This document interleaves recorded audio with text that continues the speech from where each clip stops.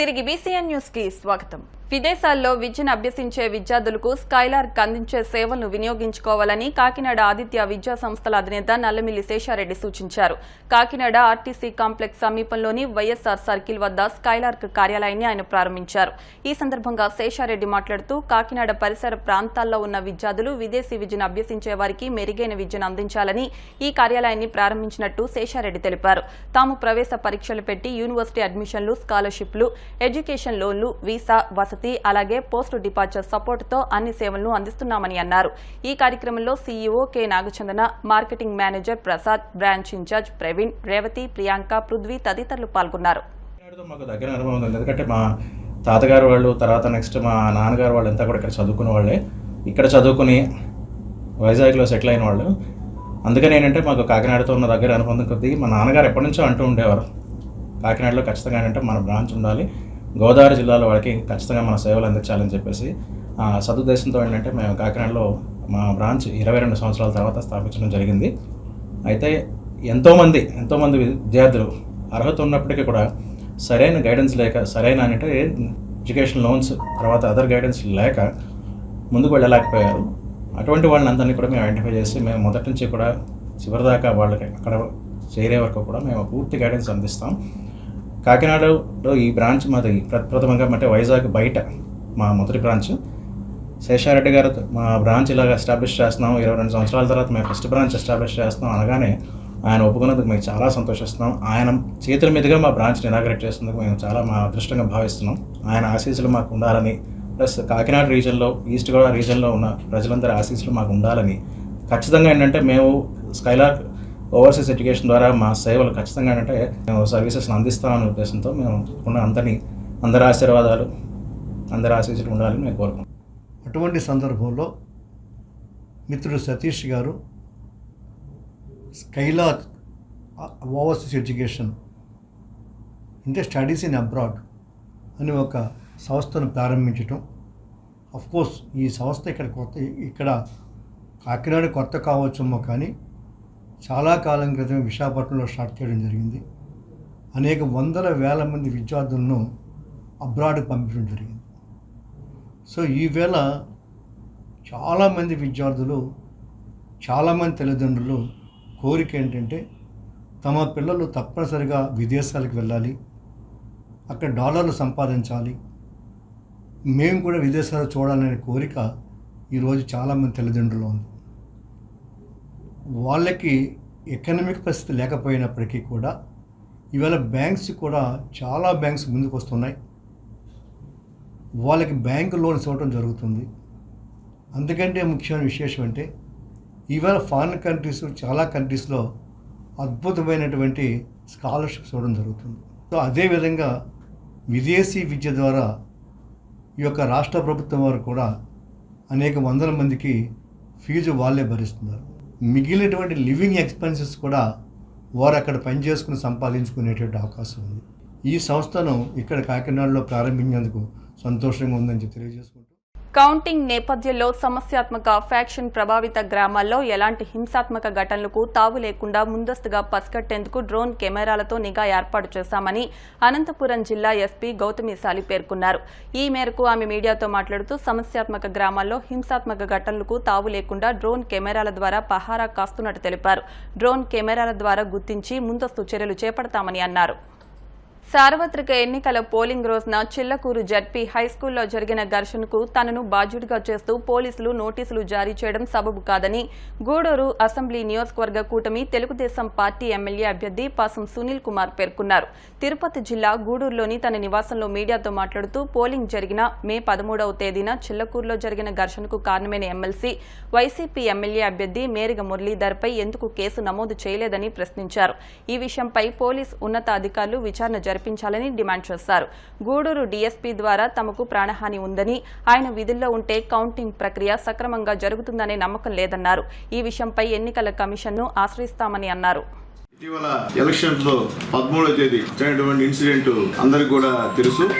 అక్కడ చిలకూరు ఎస్ఐ అంజిరెడ్డి గారు మా పార్టీ నాయకుడు రామచంద్ర రెడ్డి గారి పైన లాఠీలతో కొట్టడం, అట్లాగే అక్కడ మహిళల్ని గాయపరచడం, అలాగే ఆ మహిళల యొక్క నాన్నగారిని గాయపరచడం, నన్ను గాయపరచడం, ఆ ఘర్షణలో అక్కడ పెట్రోల్ తీసుకొచ్చారు మనుషులు అని చెప్పి ఒక 20 మంది పైన కేసులు బుక్ చేయడం, పట్టాభిరామరెడ్డి గారి తగు జరగడం, దాని తర్వాత ఈ తగు జరగడం, తర్వాత ఆయన అక్కడికి వెళ్ళిన తర్వాత నేను కూడా వెళ్ళి ఏం ఎస్ఐ గారు మా పార్టీ నాయకులను మీరు కొడతారా, మీరంత రౌడీలా, పోలీసుని రౌడీజం చేస్తారా అడిగిన తర్వాత అందరూ కలిసి పట్టుకొని తోపులాట వర్షం జరిగింది. ఆ సందర్భంగా రామచంద్రారెడ్డి గారు హాస్పిటల్లో జాయిన్ అయ్యాడు, అమ్మాయి హాస్పిటల్లో జాయిన్ అయింది, వాళ్ళ నాన్నగారు హాస్పిటల్లో జాయిన్ అయ్యారు.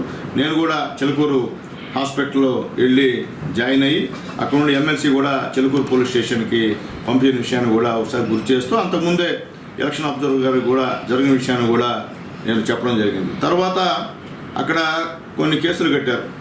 మొట్టమొదట పట్టాభిరామరెడ్డి గారితో మేరీ మురళి గారు వాదించుకోవడం, దాని తర్వాత చిలుకూరుకు వచ్చి రామచంద్రారెడ్డి గారు బూత్లో ఉంటే బూత్లోకి ఆయన జొరబడ్డం తర్వాత రామచంద్రారెడ్డి గారు అయ్యా మీరు ఒక్కరే వెళ్ళాలా, మిగతా వాళ్ళు వెళ్ళకూడదని చెప్పడం, తర్వాత ఆయన ఎస్ఐ గారికి ఫోన్ చేయడం, ఎస్ఐ గారు వచ్చి రామచంద్రారెడ్డి గారిని నానా దుష్పరుస్తాడుతూ తప్పుడు మాట చెప్తూ కొట్టుకుంటూ తీసుకొచ్చి కొట్టిన తర్వాత మళ్ళీ వాళ్ళకి వైఎస్ఆర్సీపీ నాయకులుగా అప్పచెప్పి కొట్టమని చెప్పడం, ఇవన్నీ కూడా జరిగిన విషయం వాస్తవాలు. తర్వాత అక్కడ ఉన్నటువంటి వాళ్ళు పెట్రోల్ వాళ్ళ మీద వాళ్ళు పోసుకుంటే పోలీసు వాళ్ళు మా పైన పోసారని చెప్పి తప్పుడు కేసులు పెట్టి ఆ పక్క ఒక 16 మందిని ఈ పక్క ఒక 7 మందిని పోలీసులు కేసులు నమోదు చేశారు 13వ తేదీ. ఆ 13వ తేదీ కేసుల్లో సునీల్ కుమారు పైన ఎక్కడ కూడా కేసు లేదు, నా పేరు ఎక్కడ కూడా పెట్టలేదు. ఈరోజు మధ్యాహ్నం 1:30 సమయంలో రూరల్ ఎస్ఐ గారు నాకు ఫోన్ చేశారు. ఫోన్ చేసి సార్ మీరు ఎక్కడ ఉన్నారు సార్ అంటే బయట నానయ్యా అన్నారు. సార్ మీకు నోటీస్ ఇవ్వాలి సార్ అన్నాడు. మీరు చిలుకూరులో జరిగిన సంఘటనలో మీ పోదవడంతో ఆ యొక్క ఘర్షణ జరిగింది కాబట్టి మీకు ఒక నోటీస్ ఇస్తామని చెప్పారు. కానీ అసలు నా పేరు ఎందుకు పెట్టారంటే మీ పైన ఎస్ఐ అంజిరెడ్డి గారు కంప్లైంట్ చేశారని చెప్పారు. కాబట్టి నా పేరు ఇక్కడ పెట్టినప్పుడు ఇక్కడ మురళి పేరు ఆయన పేరు ఎందుకు పెట్టలేదు అంటే వైఎస్ఆర్సీపీ నాయకులు చెప్పింది గూడూరులో ఉన్నటువంటి డిఎస్పీ దగ్గర నుంచి సిఏ దగ్గర నుంచి ఎస్ఐ దగ్గర నుంచి మొత్తం కూడా వాళ్ళు చెప్పిన ప్రకారం చేస్తున్నారు. మేము చెప్పాం, ఎస్పీ గారికి చెప్పాం, సార్ ఈ విధంగా ఉంది సార్, ఇప్పుడే కాదు గతం నుంచి కూడా డిఎస్పీ గారు కానీ అందరు కానీ మొత్తం వైఎస్ఆర్సీపీ అనుకూలంగా మేము ఖచ్చితంగా వైఎస్ఆర్సీపీ అభ్యర్థిని ఇక్కడ గెలిపించకపోతే మేము ఇంకా ఉన్నాం ఇక్కడ డ్యూటీ అని చెప్పి ప్రతిజ్ఞ చేసి వచ్చారు సార్. ఇక్కడికి మమ్మల్ని అందరూ కూడా తెలుగుదేశం పార్టీ వాళ్ళని వెంటాడుతున్నారు సార్. ఈరోజు ఎవరు ఏజెంట్ పైన భయపిస్తున్నారు పిలిచి, ఎవరు ఆ రోజు పార్టీ నుంచి వేరే పార్టీకి వస్తారన్నా కానీ సాక్షాత్తు సిఏ గారు డిఎస్పీ గారు ఎస్ఐ గారు చెప్పే ఎస్ఐ గారు పోయి మీరు పోతే ఇబ్బంది పడతారు, మా మాటేనండి మీ పైన కేసులు పెడతాం అనడం, తర్వాత మీకు ఎవరు అపోజిషన్ వచ్చి చెప్పడం కేసులు పెడతామని చెప్పి బెదిరించేటువంటి కార్యక్రమం చేశాడు. చాలా వరకు ఈ యొక్క గూడూరు కాన్స్టిట్యున్సీలో ఆ విధమైన సంస్కృతి ఉంది. అట్లాగే ముఖ్యంగా ఎలక్షన్ టైంలో పోలీస్ వాహనంలో వైఎస్ఆర్సీపీకి చెందినటువంటి డబ్బులు తీసుకొని పోయి జనాలకి అంటే ఒక నాయకుడి ఇంట్లో పెట్టారు, వేరే వాహనాలతో పట్టుకున్నారని చెప్పి సాక్షాత్ ఒక పోలీసు వాహనంలోనే. దీనిపైన విచారణ ఏమని చెప్పి అడుగుతున్నాం. మా వాళ్ళందరూ కూడా పెడతానంటే ఆశ, కొడతానంటే భయం. అలాంటి మురికివాడల్లో మీరు 3 జీబులు వేసుకొని మధ్యాహ్నం నా ఇంటికి ఎందుకు వచ్చారు? 41 నోటీస్ ఇవ్వాలంటే మీరు ఎవరు వచ్చినా నేను తీసుకుంటాను. గతంలో నా 41 నోటీస్ ఇచ్చారు, అప్పుడేమో నేనేమన్నా వద్దని చెప్పానా లేదా తీసుకోనని చెప్పానా? ఎస్ఐ గారు గౌరవంగా పోతుంటే మళ్ళీ సిఏ గారు మరి చిలుకూరు ఎస్ఐ గారు రావాల్సిన అవసరం ఉంది ఇక్కడికి. నేనేమన్నా మర్డరిస్ట్నే, నేను స్మగ్లర్నే, నేను గౌరవప్రదంగా డాక్టర్ పిహెచ్డి చేసిన వాడిని, ఒక మున్సిపల్ చైర్మన్గా ఉన్నవాడిని, ఇప్పుడు ఒక ఎమ్మెల్యేగా ఒకసారి చేసిన వాడిని, మళ్ళీ ఎమ్మెల్యేగా ఈరోజు పోటీ చేస్తున్నవాడిని, చదువుకున్న విద్యావంతుడిని. ఈరోజు నా ఇంటికి మీరు 3 జీబులు వేసుకొని వచ్చి నేరస్తుల్లాగా నా ఇంటి చుట్టూ కాపలా కాయాల్సిన అవసరమే ఉంది. మాకు ఎస్పీ గారి మీద నమ్మకం ఉంది, ఎలక్షన్ కమిషన్ మీద నమ్మకం ఉంది. మేము పోలీసు వారు ఇచ్చే నోటీసులను ఎప్పుడు కూడా తిరస్కరించే పద్ధతి మాకు లేదు. చట్ట ప్రకారం పోలీసు వారు ఏం చేసినా దానికి మేము సిద్ధంగా ఉన్నటువంటి పరిస్థితి. చట్టవిరుద్ధంగా చేసినా మాత్రం ఒప్పుకునే పరిస్థితి లేదు. కాబట్టి ఎస్పీ గారి ఆదేశాల మేరకు, ఎన్నికల కమిషన్ ఆదేశాల మేరకు మాకు 41 నోటీసులు వచ్చితే మేము తీసుకునేదానికి సిద్ధంగా ఉన్నాం. 4-5 జీబులు వచ్చి మీరు హంగామా సృష్టించి మీ లైట్లు వేసుకొని ఇదంతా హరిజన వాడు తిరగాలంటే ఇది మంచి పద్ధతి కాదు. జూన్ 4వ తేదీన ఓట్ల లెక్కింపు సజావుగా సాగేలా అన్ని ఏర్పాట్లు పూర్తి చేశామని ఒంగోలు జిల్లా కలెక్టర్ దినేష్ కుమార్ తెలిపారు. ఒంగోలులోని కలెక్టరేట్ కార్యాలయంలో పోటీలో ఉన్న అభ్యర్థులు, ఎన్నికల ఏజెంట్లతో ప్రత్యేక సమావేశం నిర్వహించారు. లెక్కింపు సమయంలో ఈసీ నిబంధనలు, మార్గదర్శకాలను తప్పనిసరిగా అనుసరించాలన్నారు. ఉదయం 8 గంటలకల్లా లెక్కింపు ప్రారంభమవుతుందని వెల్లడించారు. ఈ ప్రక్రియ అత్యంత పారదర్శకంగా జరుగుతుందన్నారు. కౌంటింగ్ లో మనం ఈ డిస్ట్రిక్ట్ ఎలక్షన్ అథారిటీ నుండి ఎలక్షన్ కమిషన్ నిబంధనల ప్రకారము ఎట్లా ఈ కౌంటింగ్ ప్రక్రియ ఎట్లా నిర్వహించున్నాము, దాంట్లో ఉంటున్న ప్లాన్ ఆఫ్ యాక్షన్స్ ఏంటిని మీకు ఒకసారి వివరంగా డిస్కస్ చేసిన తర్వాత మీ తరపు నుండి ఉంటున్న any concerns, any suggestions or any kind of discussions ఉంటే అది కూడా మనం ఈ కౌంటింగ్ ప్లాన్ లో ఇంక్లూడ్ చేసుకోవచ్చు అని ఒక ముఖ్యమైన కోరిక. అది ఈ ప్రక్రియలో అధికారులకి వివిధ టైప్ ఆఫ్ ట్రైనింగ్స్ ఇవ్వడం జరిగింది. ఆల్రెడీ 4 బ్యాచెస్ లో first training all counting supervisors, counting assistants, ROs and EROs అందరూ కూడా ఇవ్వడం జరిగింది. ఇప్పుడు again the second round of training 2nd of June ఇవ్వడానికి ఉన్నాము. వాళ్ళకి ఎక్కడ కౌంటింగ్ లొకేషన్స్ ఉన్నాయో అక్కడనే వాళ్ళందరూ కూడా తీసుకువెళ్ళి ఆ కూర్చులని కూడా కూర్చోబెట్టేసి ఎట్లా ఇక్కడ చేయాలని ఒక డ్రై రన్ కూడా చేయడానికి ఉన్నాము. సో దట్ లాస్ట్ మినిట్ లో ఎవరికి కూడా ఏ కన్ఫ్యూషన్స్ ఉండకూడదని ఒక ఉద్దేశంతో చేయడం జరుగుతుంది.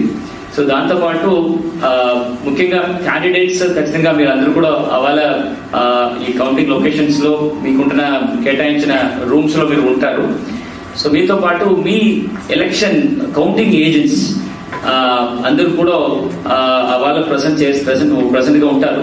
సో వాళ్ళకి కూడా బేసిక్లీ మీరు వెళ్ళి మీ కౌంటింగ్ ఏజెంట్స్ మీరు అపాయింట్ చేసినప్పుడు ఈ కౌంటింగ్ అరేంజ్మెంట్స్ ఎట్లా ఉంటుంటుంది, మీరు ఎట్లా అక్కడ what are the activities you do, you can do or you cannot do, dos and don'ts ఏమున్నాయి, దాని గురించిన విషయాలు మీరు సెన్సిటైజ్ చేసి తీసుకువస్తే ఖచ్చితంగా అక్కడ కంప్లీట్ కోఆర్డినేషన్ తో ఈ ఎంటైర్ కౌంటింగ్ ప్రక్రియ చాలా స్మూత్ గా మనం చేయడానికి వీలు ఉంటుంది. మనం కావాల్సిన ఈవీఎంస్, పోల్డ్ ఈవీఎంస్ అన్ని కూడా ఈ rice Krishna any group of institutions దాంట్లో ఉన్న కాలేజెస్ లో పెట్టాము. ఈ కాలేజ్ లో 3 డిఫరెంట్ బిల్డింగ్స్ ఉంటుంది. కొంత political parties as well as agents already ఆ లొకేషన్స్ చూసి ఉన్నారు. వీల్ ఆల్సో షో ఒకసారి గూగుల్ మ్యాప్ లో ఎట్లా ఏ లొకేషన్స్ ఉంటుంది, ఎట్లా చేస్తున్నాం కూడా మీకు ఒకసారి ఎక్స్ప్లెయిన్ చేయండి. వార్తలు ముగించే ముందు ముఖ్యాంశాలు మరొకసారి. వైభవంగా పెన్న అహోబిలం శ్రీవారి బ్రహ్మోత్సవాలు, రథోత్సవానికి భారీగా హాజరైన భక్తులు.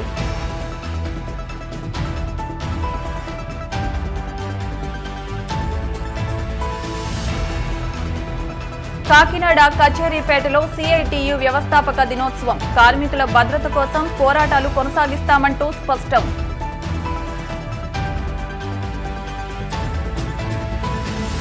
సరైన ఓట్ల లెక్కింపుతోనే ఓటర్ల తీర్పునకు సార్థకత, కౌంటింగ్ రోజున సిబ్బంది అప్రమత్తంగా ఉండాలన్న కాకినాడ కలెక్టర్ నివాస్.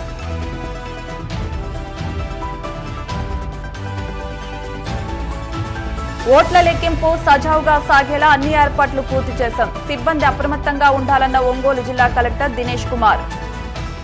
ఇవి వాటి వార్తా విశేషాలు. మరిన్ని వార్తా విశేషాలతో నెక్స్ట్ బులెటిన్లో మళ్ళీ కలుద్దాం. అంతవరకు సెలవు, నమస్కారం.